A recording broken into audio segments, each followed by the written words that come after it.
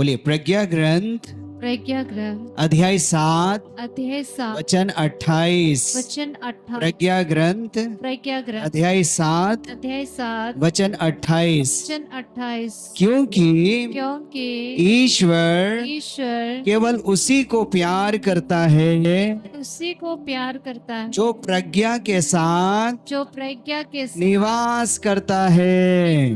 करता है। ईश्वर ईश्वर केवल उसी को केवल उसी को प्यार करता है प्यार करता है जो प्रज्ञा के जो साथ प्रज्ञा के साथ निवास करता है। करता है। ईश्वर केवल ईश्वर केवल उसी को प्यार करता है। उसी को प्यार करता है। ईश्वर केवल ईश्वर केवल उसी को प्यार करता है उसी को प्यार करता जो प्रज्ञा के जो साथ प्रज्ञा के साथ निवास करता है। करता है। बोले आमेन। आमीन। Hallelujah hallelujah. प्रज्ञा ग्रंथ 7:28 में अभी अभी हमने सुना ईश्वर उन सब लोगों को प्यार करता है। वे सब लोग ईश्वर के प्यार को महसूस कर पाते हैं जिसमें प्रज्ञा निवास करता है और जो प्रज्ञा के साथ निवास करता है। आज हम सभी जनों को ईश्वर अपने प्रेम से भर देना चाहता है, लेकिन उससे पहले प्रभु बताना चाहता है कि हमें प्रज्ञा में निवास करना है। बोले हालेलुया हालेलुया हालेलुया। एक बार दोनों हाथों को उठाइए। ईश्वर के प्रेम को हमें साधना में महसूस कर पाए, प्रज्ञावान बने, विवेकशील बने, इसके लिए हम एक बार ऊंची आवाज से प्रभु की स्तुति करेंगे। Hallelujah hallelujah hallelujah hallelujah hallelujah hallelujah. ईश्वर आपके प्रेम का अनुभव करने दे, प्रज्ञा के साथ निवास करने में हमारी सहायता कर। इस साधना के द्वारा हम आपकी स्तुति, महिमा, जय जयकार, आपकी आराधना करते। Hallelujah hallelujah hallelujah hallelujah hallelujah hallelujah hallelujah hallelujah hallelujah hallelujah hallelujah hallelujah. ईश्वर केवल उसी को प्यार करता है जो प्रज्ञा के साथ निवास करता है। हाथों को जोड़िए और एक बार मां मरियम की मध्यस्थता लेते हुए बैठ जाएंगे। प्रणाम मरिया, धन्य तू स्त्रियों में और धन्य तेरे गर्भ का फल यीशु। हे संत मरियम, ईश्वर की मां, प्रार्थना कर हम पापियों के लिए अब और हमारे मरने के समय। सभी लोग बैठ जाएंगे, सभी लोग बैठ जाएंगे। जोर से बोलेंगे हालेलुया। थोड़ा दायां हाथ उठाकर बोलेंगे हालेलुया हालेलुया। ईश्वर का प्यार को महसूस करना है, ईश्वर के प्यार को प्राप्त करना है तो किसके साथ निवास करना है? प्रज्ञा के साथ। विजडम, बुद्धि, विजडम, प्रज्ञा केवल सब कुछ कैसे करना है, कैसे होना है इतना ही जानना नहीं, बल्कि यह एक प्रभु के प्रति श्रद्धा, आज्ञाकारिता, अधीनता, विनम्रता, पवित्रता, ईमानदारी और उदार सेवा का एक प्रतीक है। बोलिए हल्लेलुया हल्लेलुया हल्लेलुया। तो देखिए, प्रज्ञा के साथ यदि हम निवास नहीं करेंगे तो ईश्वर के प्रेम से वंचित रहेंगे। अभी हम सुन रहे थे, फादर जी बता रहे थे, जोशुआ और कालेब, वे लोग प्रतिज्ञा देश में प्रवेश किए क्योंकि वे प्रज्ञा के साथ चल रहे थे, उनमें प्रज्ञा निवास कर रहा था। बाकी लोग नहीं प्रवेश कर पाए जो 12 में से थे, इन 2 को छोड़कर। उसी तरह ईश्वर का प्रेम का पात्र, कृपा का पात्र ये 2 व्यक्ति बना क्योंकि इनमें प्रज्ञा निवास करता है। इसलिए जो प्रतिज्ञा देश पर प्रवेश करने के लिए अधिकार ईश्वर ने दिया, इन 2 व्यक्तियों ने प्राप्त किया। बोलिए हल्लेलुया हल्लेलुया हल्लेलुया। साथ ही साथ ईश्वर अपने प्रतिज्ञा देश, स्वर्ग राज्य अनंत जीवन में उन्हीं लोगों को ले जाएगा, मौका देगा प्रवेश करने के लिए जो प्रज्ञा के साथ निवास करते हैं।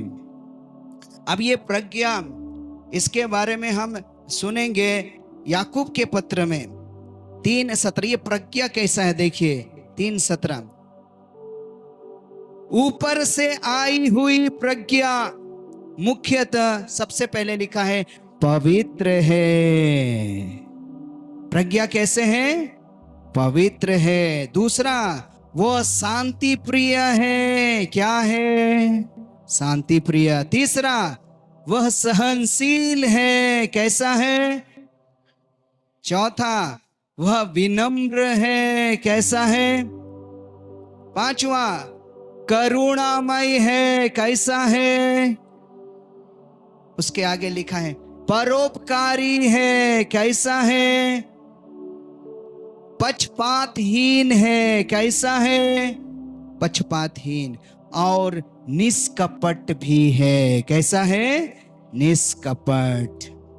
तो देखिए, प्रज्ञा के साथ जो निवास करता है वो ईश्वर के प्रेम का पात्र है, वो ईश्वर के कृपा का पात्र है, और वो प्रतिज्ञा देश में प्रवेश भी करेगा। बोलिए हालेलुया, हालेलुया। अब प्रज्ञा कैसा है? वो पवित्र है। लिखा है वो मुख्यतः पवित्र है, शांति प्रिय है, सहनशील है, विनम्र है, करुणामय है, परोपकारी है, पक्षपातहीन है और निष्कपट भी है।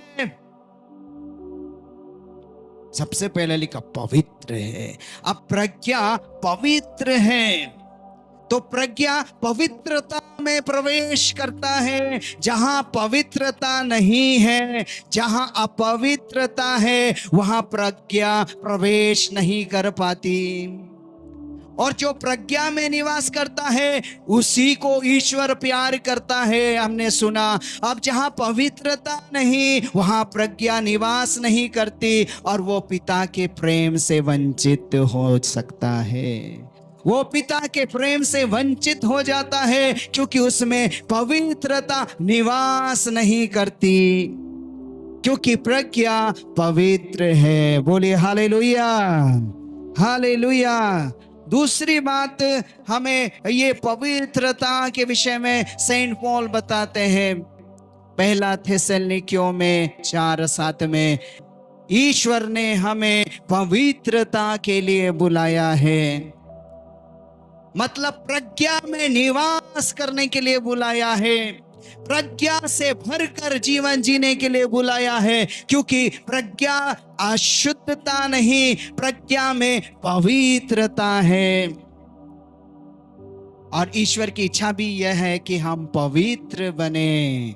पहला थिस्सलुनीकियों 4:3 में हम सुनते हैं ईश्वर की इच्छा भी ऐसा है कि हम पवित्र बने। और प्रज्ञा पवित्र है। जो प्रज्ञा में निवास करता है उसे ईश्वर प्यार करता है। और प्रज्ञा कैसा है? पवित्र है। प्रज्ञा पवित्रता में निवास करता है। बोलिए हालेलुया, हालेलुया, हालेलुया। प्रज्ञा शांति प्रिय है, उन्हें शांति प्रिय है, अशांति प्रिय नहीं।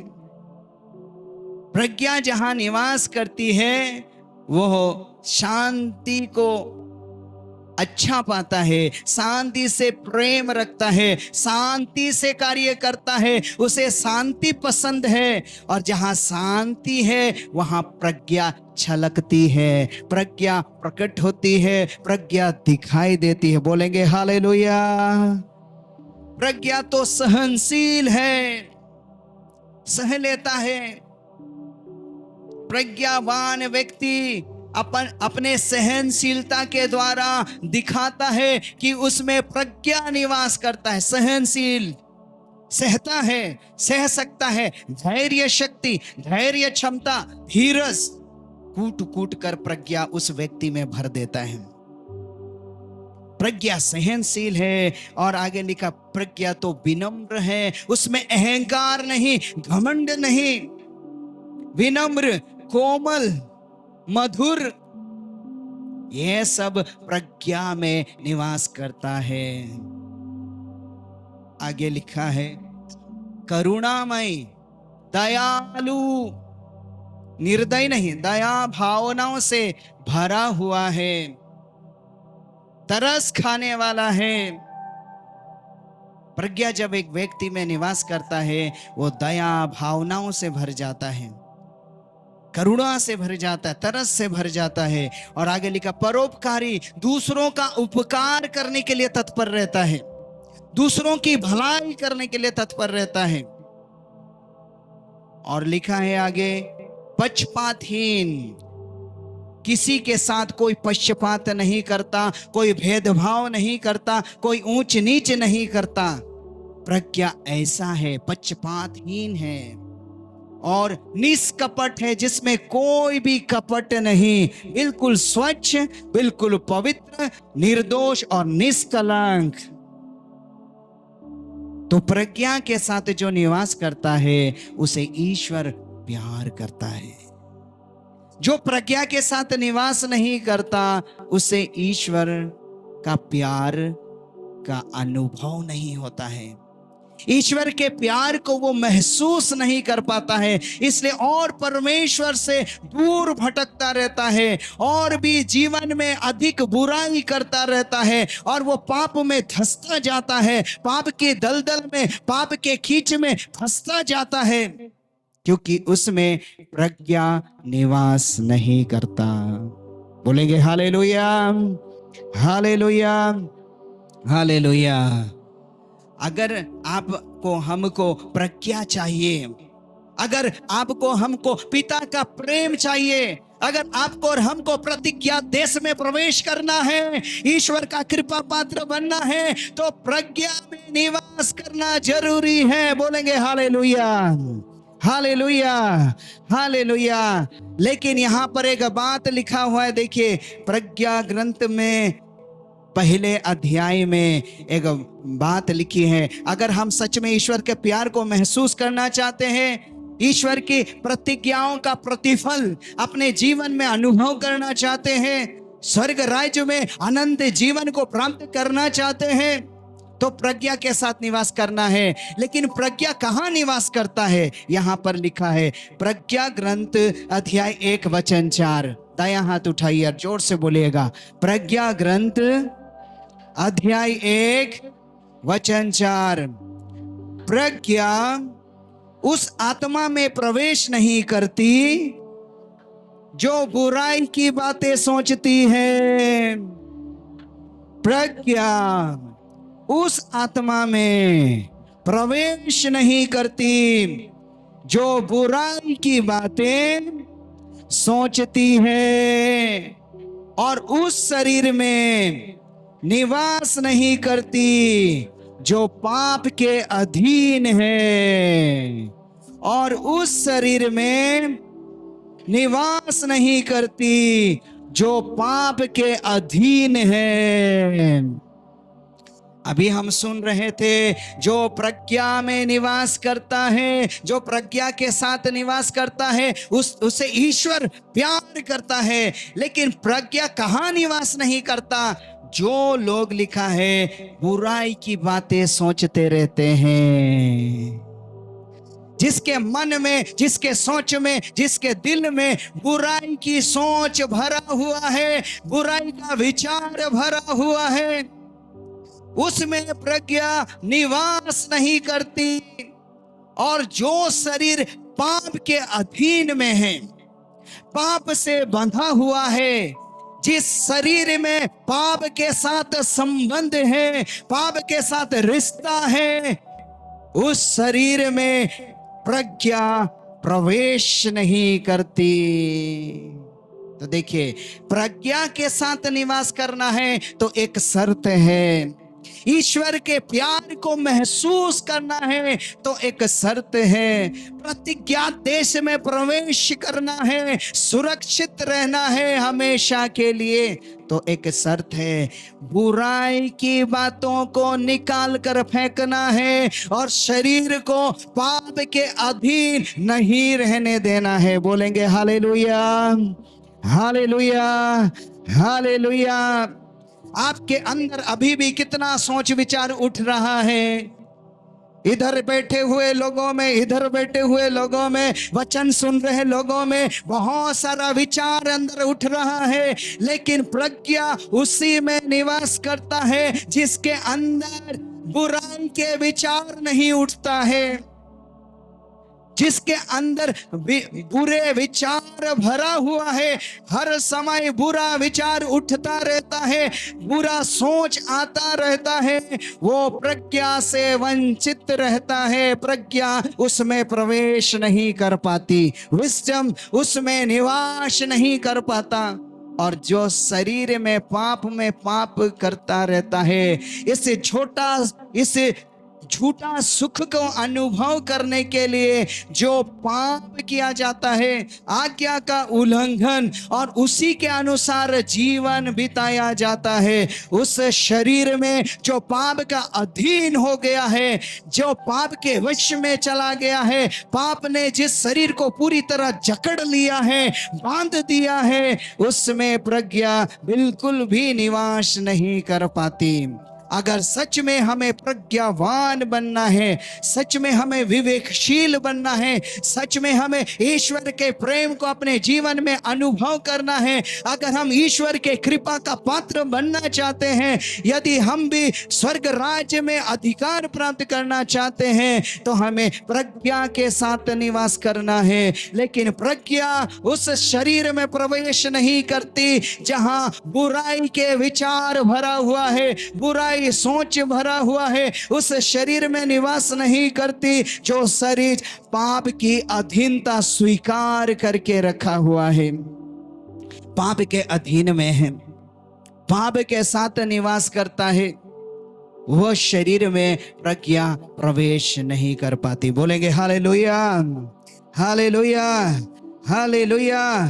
इसीलिए ये साधना हमें प्रज्ञावान और विवेकशील व्यक्ति बनाएगा, एक सामर्थ्य व्यक्ति बनाएगा। लेकिन उनकी बातों को हमें ध्यान देना है, मनन चिंतन करना है। और प्रभु अभी कह रहा है कि तुम मेरे प्रेम के पात्र और कृपा के पात्र बनोगे यदि तुम प्रज्ञा के साथ निवास करोगे। अब प्रज्ञा कहता मैं तभी निवास करूंगा जब तू बुराई की बातें सोचना छोड़ देगा, जब तेरे अंदर बुरे विचार को तू पूरी तरह बाहर निकाल कर फेंकेगा, और जब तू पाप की अधीनता को स्वीकार करना छोड़ देगा, सच्चा पश्चाताप करेगा, पाप स्वीकार करेगा, अपने को पवित्र करेगा, पाप के साथ समझौता नहीं करेगा, पाप की अधीनता को स्वीकार नहीं करेगा, तो मैं तुझ में निवास करूंगा, तेरे साथ रहूंगा।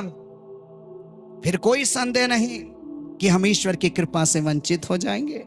निश्चय ही हम ईश्वर के कृपा से भर जाएंगे, उनके दानों से, वरदानों से भर जाएंगे, उनके आशीषों से भर जाएंगे, उनकी प्रतिज्ञाओं को हम अपने जीवन में गिन सकेंगे पूरा होते हुए, और उसकी महिमा से परिपूर्ण हो जाएंगे। बोलेंगे हालेलुया, हालेलुया। यीशु की स्तुति हो, यीशु को धन्यवाद, हालेलुया। और एक बार इस वचन को दोहराइए, प्रज्ञा उस आत्मा में प्रवेश नहीं करती, प्रवेश नहीं करती जो बुराई की बातें सोचती है, जो बुराई की बातें सोचती है। प्रज्ञा उस आत्मा में प्रवेश नहीं करती जो बुराई की बातें सोचती है। प्रज्ञा उस शरीर में निवास नहीं करती, प्रज्ञा उस शरीर में निवास नहीं करती जो पाप के अधीन है, जो पाप के अधीन है। Hallelujah, hallelujah. प्रज्ञा चाहिए कि नहीं हम लोगों को? प्रज्ञा की जरूरत है कि नहीं है? तो हमारे अंदर जो विचार उठते हैं वो ईश्वर को अच्छा लगना चाहिए। इसलिए दाऊद कहता है मेरे मन में जो विचार उठते हैं, मेरे मुख से जो शब्द निकलते हैं, वे सब के सब तुझे प्रिय लगे। अगर हम मार्कुस 7:21 से देखेंगे, मार्कुस के सुसमाचार 7:21, यहाँ पर क्या लिखा है, यीशु क्या कहते हैं, देखिए बहुत बढ़िया बात।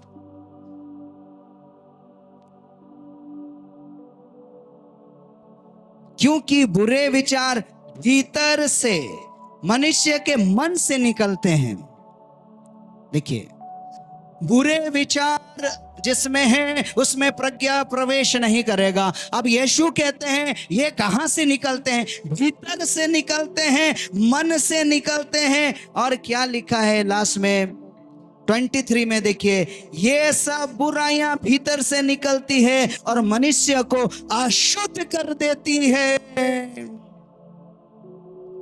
जो अंदर से ये बुरे विचार मन से अंदर से निकलती है, यह विचार मनुष्य को पूरी तरह अशुद्ध कर देती है। प्रज्ञा मुख्यतः पवित्र है। अशुद्धता का पवित्रता के साथ कोई संबंध नहीं। अगर मन में बुरे विचार उठते रहते हैं, बुरे सोच के साथ मैं जीवन की शुरुआत करता हूं, तो प्रज्ञा से मैं खुद नाता तोड़ लेता हूं। प्रज्ञा के साथ नाता टूटना मतलब पिता के प्रेम से वंचित हो जाना, उसकी कृपा से वंचित हो जाना, उसकी योजना से वंचित हो जाना, उनकी प्रतिज्ञाओं को अपने जीवन में पूरी तरह खो देना, महिमा से वंचित हो जाना। इसलिए वचन में लिखा है, बुरे विचार मन से निकलते हैं और मनुष्य को अशुद्ध कर देते हैं। मन से निकलते हैं और मनुष्य को अशुद्ध कर देते हैं। Hallelujah, hallelujah, hallelujah. यीशु की स्तुति हो, यीशु को धन्यवाद। इसलिए यीशु बार बार शास्त्री और फरीसी लोगों को डांटते थे, उनको डांटते हुए कहते थे। क्यों? क्योंकि इसके पीछे कारण था, वे जो कुछ भी करते थे बाहर से बहुत अच्छे करते थे, लेकिन इनके मन में जो विचार थे, इनका जो सोच था, इसमें बुराई भरा हुआ था। इसलिए प्रभु ने एक जगह ऐसे बोला, मत्ती 5:20 में बोले, मैं तुम लोगों से यह कहता हूं, यदि तुम्हारी धार्मिकता शास्त्रियों और फरीसियों की धार्मिकता से गहरी नहीं हुई, तो तुम स्वर्ग राज्य में प्रवेश नहीं करोगे। देखिए, प्रभु ने क्या कहा? गहरी धार्मिकता होनी चाहिए। गहरा, जो शास्त्री और फरीसी की जो धार्मिकता थी वो गहरी नहीं थी। होंठ से ठीक था, जुबान से ठीक था और बाहर से ठीक दिखता था, लेकिन अंदर मन में, दिल में, विचारों में वो धार्मिकता था ही नहीं। उसमें पाखंड भरा हुआ था, स्वार्थ भरा हुआ था, लाभ भरा हुआ था, निजी कामनाएं भरा हुआ था। इसलिए यीशु ने कहा, यदि तुम स्वर्ग राज्य में प्रवेश करना चाहते हो तो तुम्हारी धार्मिकता शास्त्री और फरीसी की तरह नहीं होना चाहिए, बल्कि उनसे गहरा होना चाहिए। क्योंकि उनकी जो धार्मिकता थी वो गहरी नहीं है और न थी, क्योंकि गहराई में विचार होता है। वो विचार में धार्मिकता नहीं थी, उसमें बुराई भरा हुआ था, अंधकार भरा हुआ था, स्वार्थ भरा हुआ था, लाभ भरा हुआ था। इसीलिए हमारे दिल में, हमारे मन में, हमारे अंदर जब बुरे विचार हैं, प्रज्ञा वहां कभी भी निवास नहीं करता।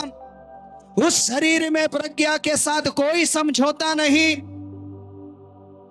और जो शरीर पाप के अधीनता में है, जिस शरीर में पाप का सुख भोगा जाता है, जिस शरीर में पाप का बंधन है, जिस शरीर में पाप की जड़ें मजबूत होकर रखी हैं, जो रोज रोज शरीर को पाप के लिए समर्पित करता है, वह व्यक्ति में प्रज्ञा कभी भी प्रवेश नहीं करता। और जो भी करता है वो शास्त्री और फारसी की तरह हो जाता है, किंतु धार्मिकता जो गहरी नहीं हो पाती, जिसके द्वारा हमें प्रतिज्ञा देश प्राप्त होगा, जिसके द्वारा हमें अनंत जीवन प्राप्त होगा, जिसके द्वारा हम ईश्वर के प्रेम को अपने जीवन में अनुभव कर पाएंगे, जिसके द्वारा हम ईश्वर के कृपा के पात्र बन पाएंगे, वो सब कुछ भी नहीं होगा।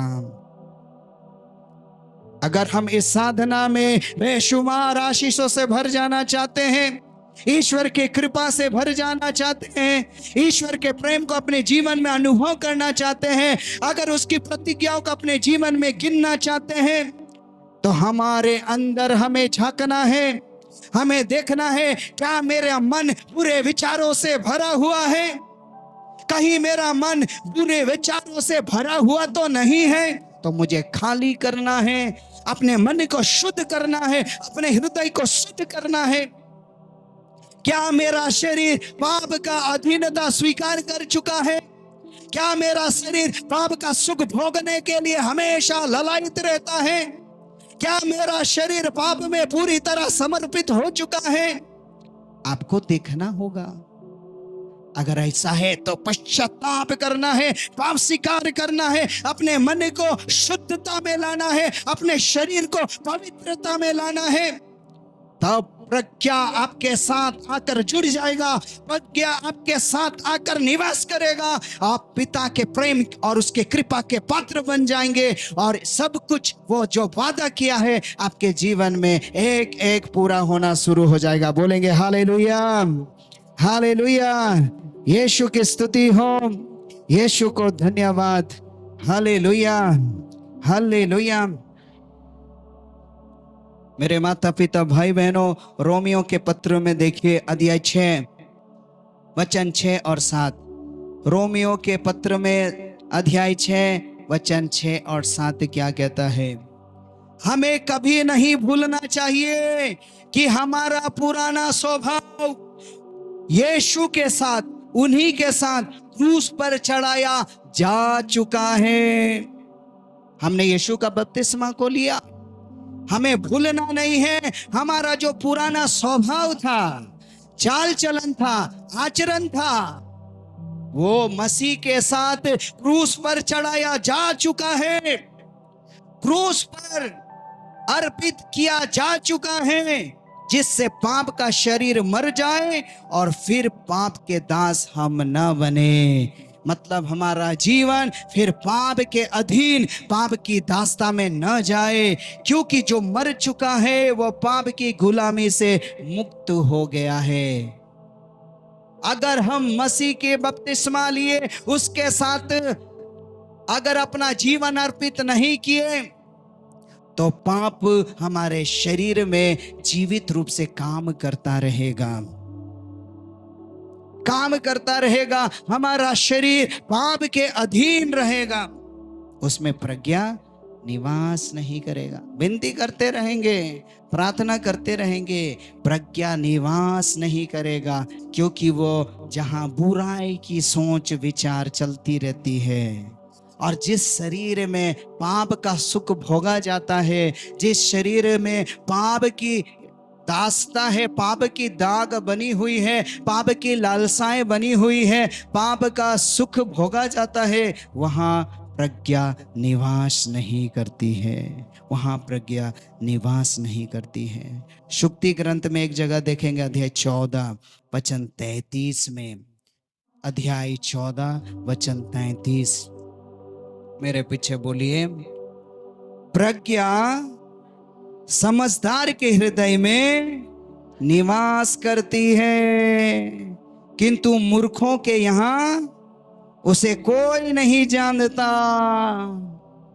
देखिए यहां लिखा है प्रज्ञा समझदार के दिल में निवास करता है। समझदार व्यक्ति, मूर्ख व्यक्ति और समझदार व्यक्ति, दो प्रकार का व्यक्ति होता है।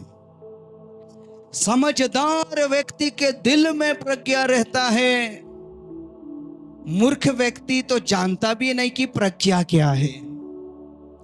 प्रज्ञा वहां दिखाई नहीं देता जहां मूर्खता भरा हुआ है। बोलेंगे हालेलुया, हालेलुया, हालेलुया।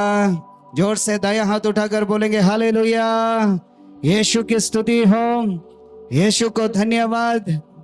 ऐसा हाथ उठाकर स्तुति करना भी प्रज्ञा है। ईश्वर के लिए हर कार्य जो हम करते हैं वो प्रज्ञा ही तो है।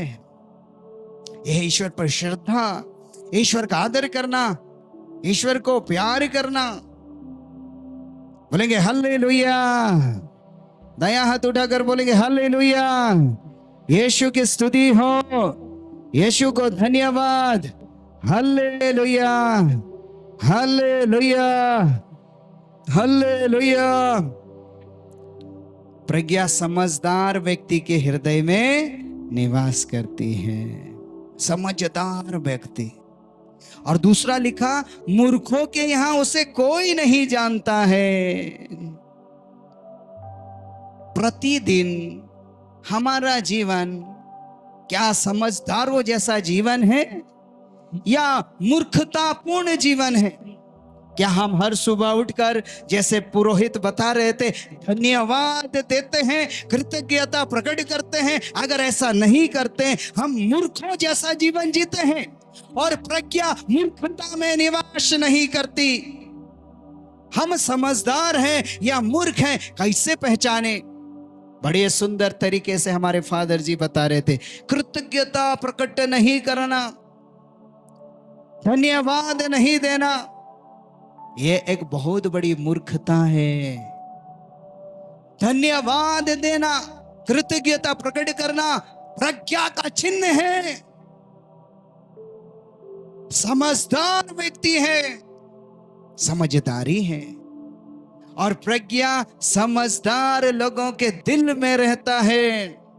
समझदार व्यक्ति जो ईश्वर को हर बातों के लिए धन्यवाद देकर अपने जीवन की शुरुआत करता है और जीवन की हर घटनाओं को मनन चिंतन करते हुए हर बातों के लिए परमेश्वर को धन्यवाद देता है। यह है दुनिया के सबसे बड़ी समझदारी, सबसे बड़ी मूर्खता, कृतज्ञता प्रकट नहीं करना, धन्यवाद नहीं देना, आभार व्यक्त नहीं करना बड़ी मूर्खता है। और यहां लिखा है कि अगर हमारा जीवन भी मूर्खतापूर्ण है तो प्रज्ञा वहां निवास नहीं करेगा, क्योंकि प्रज्ञा समझदारों के दिल में निवास करती है। बोलेंगे हालेलुया, हालेलुया, हालेलुया। सुलेमान राजा, जिसके अंदर विवेक और प्रज्ञा भरा हुआ था, अंतिम दिनों में यह प्रज्ञा, यह विवेक इसके जीवन में बिल्कुल ठंडा हो गया। 4-5 कारण है, मैं बताऊंगा। पहले इतने सुंदर से बोला, ईश्वर मुझे विवेक दीजिए आपके साम्राज्य को चलाने के लिए, आपकी प्रजा की देखभाल करने के लिए। ईश्वर ने बाकी चीज जो नहीं मांगा वो भी दे दिया, शत्रुओं का विनाश, समृद्धि, धन संपत्ति इत्यादि। लेकिन जब हम इनके बाद के अंतिम दिनों में झांकते हैं, पढ़ते हैं, विचार विमर्श करते, मनन चिंतन करते हैं, तो वहां कुछ उल्टा दिखाई देता है, उल्टा दिखाई देता है। पहला कारण, इसके जीवन प्रज्ञा रहित विवेकशील जो इंसान था, राजा था, इससे विवेक के कार्य दिखाई नहीं देते। इसके पीछे पहला कारण था विदेशी महिलाओं से संगति, विजातीय कन्याओं से विवाह, संबंध और रिश्ता बनाना, आज्ञा का उल्लंघन करना। हम लोग देखेंगे राजाओं का पहला ग्रंथ अध्याय 11 में वचन 1 से लेकर 2 तक। राजाओं का पहला ग्रंथ अध्याय 11 वचन 1 से लेकर। राजा सुलेमान कई विदेशी स्त्रियों को प्यार करता था। फिरौन की बेटी को तथा मोआबी, अम्मोनी, एदोमी, सीदोनी और हित्ती स्त्रियों को जो उन राष्ट्रों की थी जिनके विषय में प्रभु ने इस्राएलियों को आदेश दिया था कि तुम ना तो उनसे विवाह करोगे और ना अपनी पुत्री उनके पुत्रों को दोगे, क्योंकि वे अवश्य तुमसे अपने देवताओं की पूजा करवाएंगी। और फिर भी सुलेमान ऐसी स्त्रियों को प्यार करता था। उसके यहाँ 700 राज परिवार की पत्नियां और 300 उपपत्नियां थी। इसकी उन पत्नियों ने उसको बहकाया,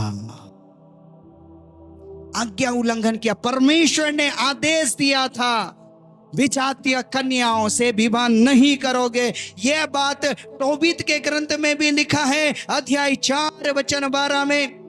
तोबीत का ग्रंथ 4:12, बेटा हर प्रकार के व्यभिचार से दूर रहोगे। हर प्रकार का व्यभिचार प्रकार प्रकार का है। हर प्रकार का व्यभिचार से दूर रहोगे। पहली बात यह है कि अपने पूर्वजों के कुल में ही विवाह करोगे। पहली बात, अपने ही पूर्वजों के कुल में विवाह करोगे। किसी भी विजातीय कन्या से जो तुम्हारे पितृकुल की नहीं है विवाह नहीं करोगे, क्योंकि हम नबियों की संतान हैं। बेटा याद रखोगे कि हमारे पूर्वज नूह, इब्राहिम, इसहाक और याकूब ने प्राचीन काल में अपने ही कुल में विवाह किया था। उन्हें आशीर्वाद स्वरूप पुत्र प्राप्त हुए और उनके वंशज पृथ्वी के अधिकारी बने। बोलेंगे हालेलुया, हालेलुया।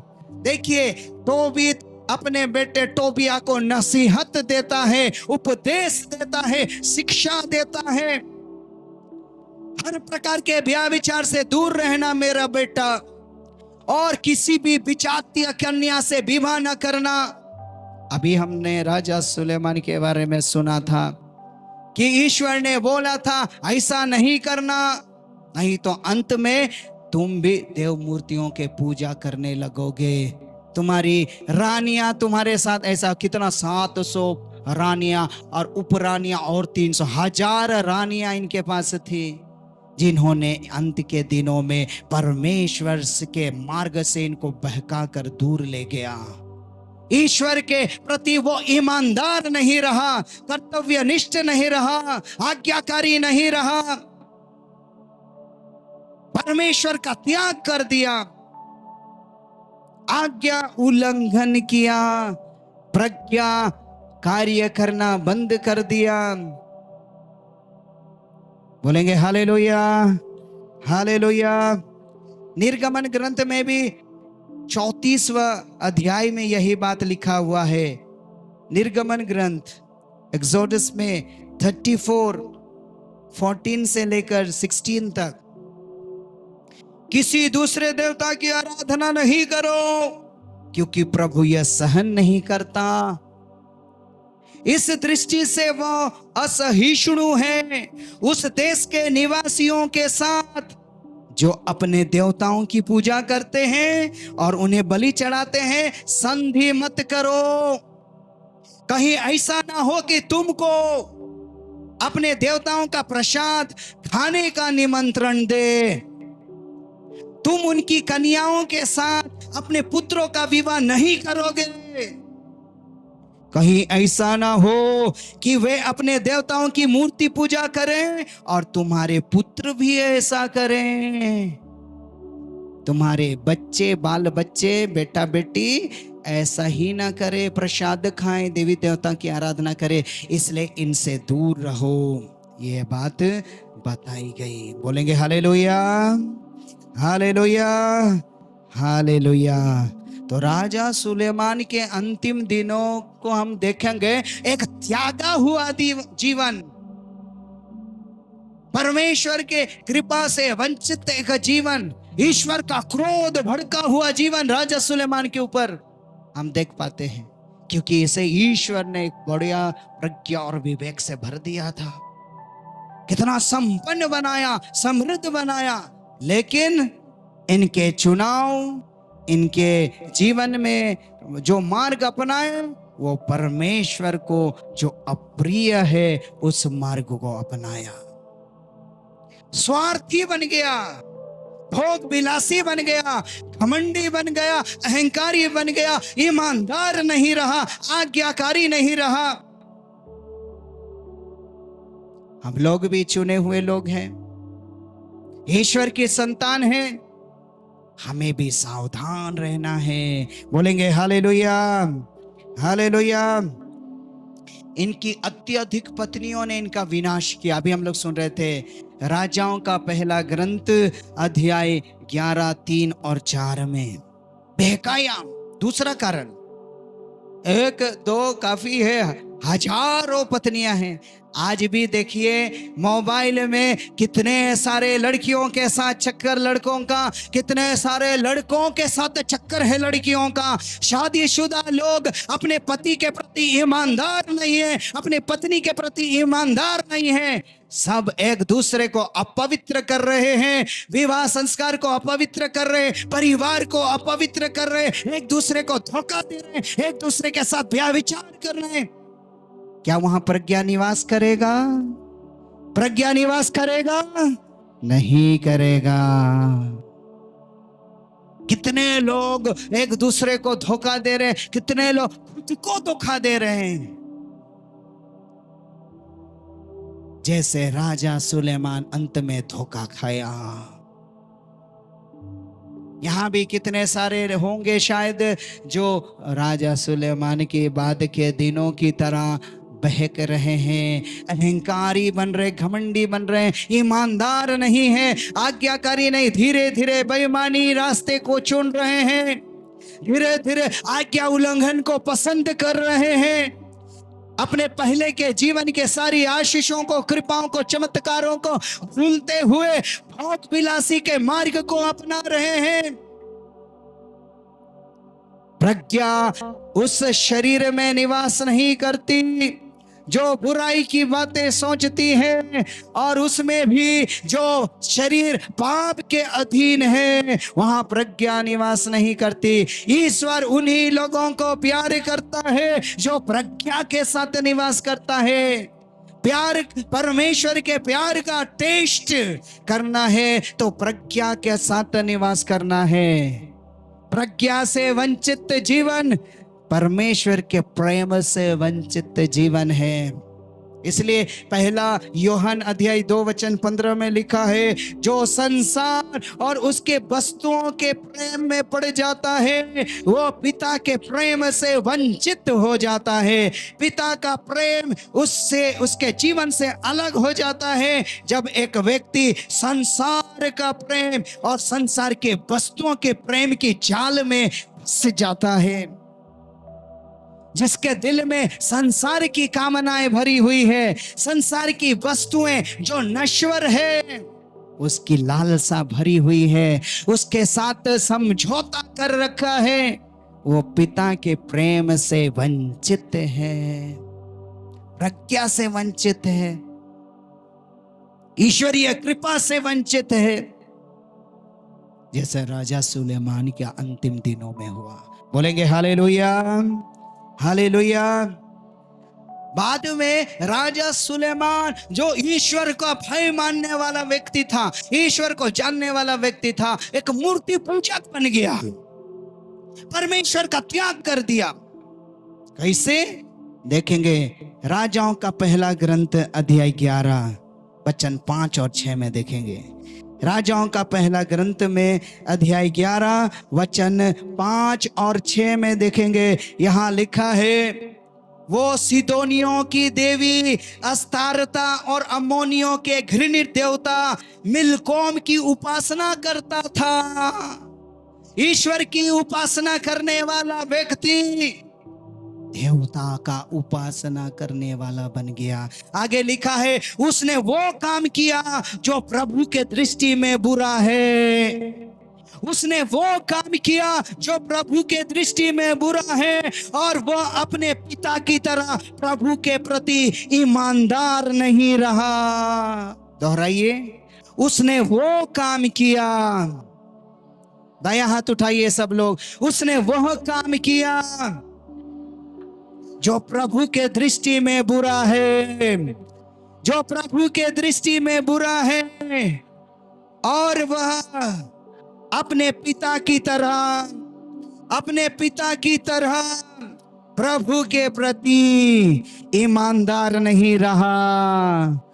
दाऊद की तरह प्रभु के प्रति ईमानदार नहीं रहा।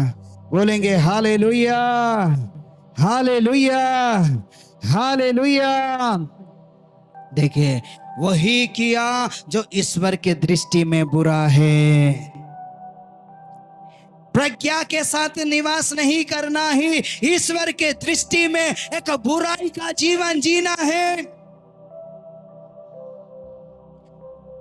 ईश्वर के दृष्टि में एक घृणित जीवन बन जाता है हमारा जीवन, यदि हम प्रज्ञा के साथ निवास नहीं करते। और प्रज्ञा किसके साथ निवास नहीं करता? जिसके दिल में, जिसके मन में निरंतर बुरे विचार जन्म लेता है, जो शरीर में पाप का सुख को भोगता रहता है, जो अपने शरीर को पाप के लिए समर्पित करता है, पाप के लिए बिछाता है, अपने शरीर को पाप करने के लिए अपने शरीर को देता है, उसमें प्रज्ञा निवास नहीं करता। बोलेंगे हालेलुया, हालेलुया, हालेलुया।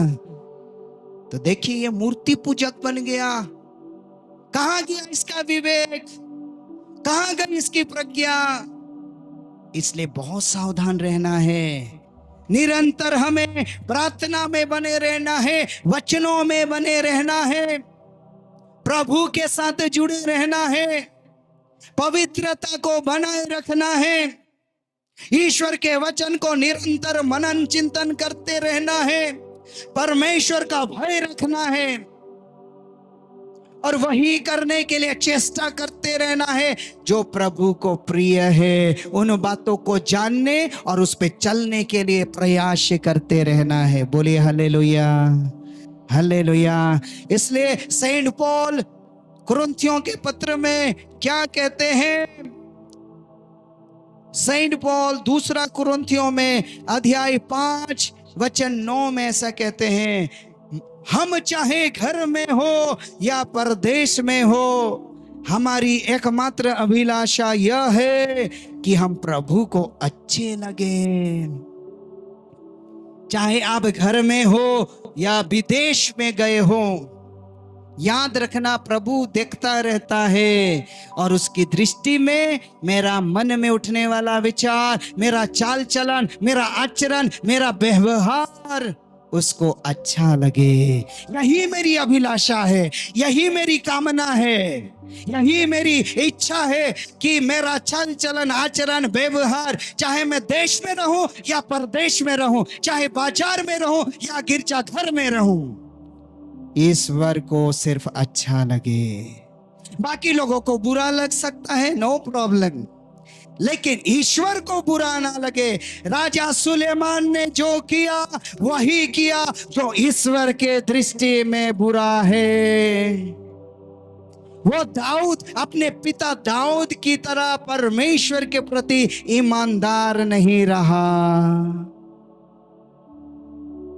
अगर हम प्रज्ञा में निवास करना चाहते हैं, ईश्वर के कृपा का पात्र बनना चाहते हैं, जैसे मैं बार बार कह रहा हूं, ईश्वर के प्यार को महसूस करना चाहते हैं, अनंत जीवन का अधिकारी बनना चाहते हैं, एक मूल्यवान व्यक्ति, एक महत्वपूर्ण व्यक्ति, बिल्कुल एक दूसरे से ईश्वर के लिए अलग, उसकी महिमा के योग्य एक व्यक्ति बनना चाहते हैं, तो हमें प्रज्ञा के साथ निवास करना है। प्रज्ञा के साथ। बोलेंगे हालेलुया, हालेलुया, हालेलुया। चौथी बात, राजा सुलेमान ने ईश्वर को चुनौती दे दिया और धन संपत्ति का अहंकार और शक्ति का अहंकार इसके जीवन में हो गया। राजाओं का अगर हम देखेंगे, विधि विवरण में देखेंगे परमेश्वर ने क्या बोला था। विधि विवरण अध्याय 17 वचन 16 और 17, यहां पर विधि नियम बताए गए थे जिसका पालन इस राजा को करना था। यहां लिखा है विधि विवरण अध्याय 17 वचन 16-17, वह अपने घोड़ों की संख्या अधिक नहीं बढ़ाए और ना लोगों को इसके लिए मिस्र जाने दे कि वे और घोड़े ले आए। प्रभु ने तुमको यह चेतावनी दी है कि तुम लोग कभी उस मार्ग पर वापस नहीं जाओगे। वो बहुत सी पत्नियां नहीं रखे जिससे कहीं उसका हृदय नहीं बहकाया जाए और न वो अधिक सोना चांदी एकत्र करे। राजा सुलेमान के बहुत सारे सैनिक, घोड़े, सोना चांदी, पत्नियां, अलंकार इकट्ठा करता गया और यही चीज उससे अंत में बहका दिया। जबकि परमेश्वर ने मना किया था तुम्हारी अधिक पत्नियां ना हो, अधिक सोना चांदी एकत्र मत करो, अपने घोड़ा की संख्या मत बढ़ाओ। ये बातें अपने जीवन में वो भूल गया। परमेश्वर के बातों को मनन चिंतन करते रहना है, भूलना नहीं है, नहीं तो वही गड़बड़ी होगी और हम ईश्वर के दृष्टि में गिर जाएंगे जैसा एक महान ये राजा गिर गया। इसकी महानता, इसकी कीर्ति, इसका वैभव सब कुछ गिर गया। बोलेंगे हालेलुया, हालेलुया, यीशु की स्तुति हो। आगे देखेंगे ईश्वर का क्रोध का पात्र बना राजा सुलेमान। राजाओं का पहला ग्रंथ अध्याय 11, यहां पर हम देखेंगे 9 से लेकर 11। राजाओं का पहला ग्रंथ अध्याय 11 वचन 9 से लेकर 11 तक। इसलिए प्रभु सुलेमान पर क्रोध हुआ क्योंकि वो इस्राएल के प्रभु ईश्वर के प्रति ईमानदार नहीं रहा। ईश्वर सुलेमान को 2 बार दिखाई दिया और उसने उस अवसर पर उसे अन्य देवताओं की उपासना करने से मना भी किया था, किंतु उसने उस आदेश का पालन नहीं किया। प्रभु ने सुलेमान से कहा, तुमने यह काम किया, तुमने मेरे विधान और मेरे दिए आदेशों का पालन नहीं किया, इसलिए मैं तुमसे राज्य छीनकर तुम्हारे सेवक को दे दूंगा। जो राज्य, जो अधिकार, जो सम्मान तुझे मिले थे वो अब छीन लिए जाएंगे, तुझसे ले लिए जाएंगे। अभी पुरोहित कह रहे थे जो जिसके पास कुछ है उसी को दिया जाएगा और दिया जाएगा, लेकिन तुमसे, तुम्हारे पास जो है वो सब छीन लिया जाएगा। राजा सुलेमान को परमेश्वर ने कहा,